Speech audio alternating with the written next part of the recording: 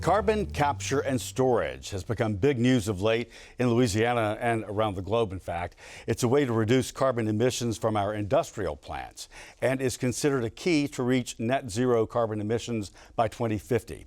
I talked with two LSU environmental and energy scientists who told me it's really the only hope to reach net zero by 2050. I think there's a lot of information and maybe misinformation about what it is. So carbon capture is taking CO2, carbon dioxide, from the exhaust of some industrial facility. Here in Louisiana, some of those, like the most important industrial facilities that we have are our fertilizer production, our petrochemical production, things like that. And they produce a lot of CO2. In carbon capture, you capture that CO2 and you inject it underground into usually a sandstone reservoir. Usually those formations would be something like 5,000 feet or more below the surface. So it's a pretty safe process. There are kind of local environmental risks associated with it, like for instance, wetland loss or pipeline transportation risks, things like that.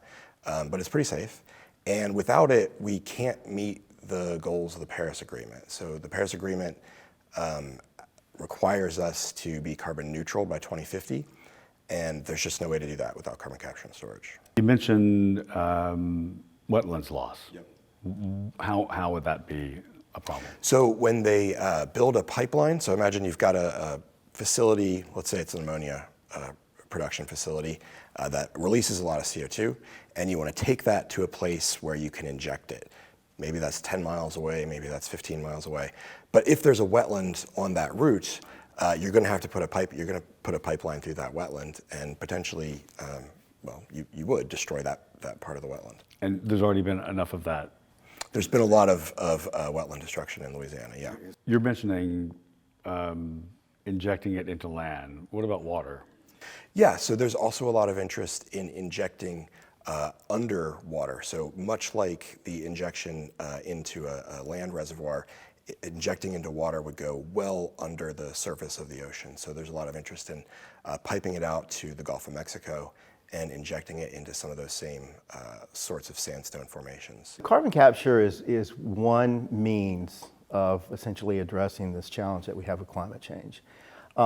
It's not the largest potential solution to the problem, but it's one of many. And as I often explain to my students, there is no silver bullet, because if there were, we would have already pulled the trigger on that, right?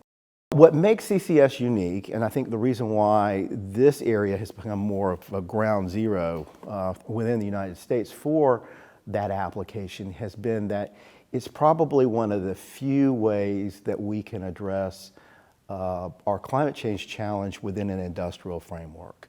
It's very easy, for instance, in power generation to substitute a natural gas generator for solar or for wind. What is less easy is going in and substituting a lot of these big combustion processes that we all see up and down the river with electricity and renewable energy. We just don't have that kind of scope and that activity. So if we're going to maintain that industrial activity, what are we going to do to help combat climate change at the same time? We can't maintain the status quo, right? We're going to have to do something. We can't get to renewables or other types of applications, so what's it going to be?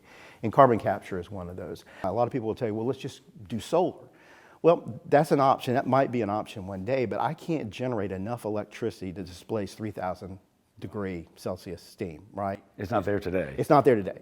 I don't know of any electric boiler out there that can do that. Now, we're working on that, and with a lot of technological innovation, I think greater incentives on these things will get there.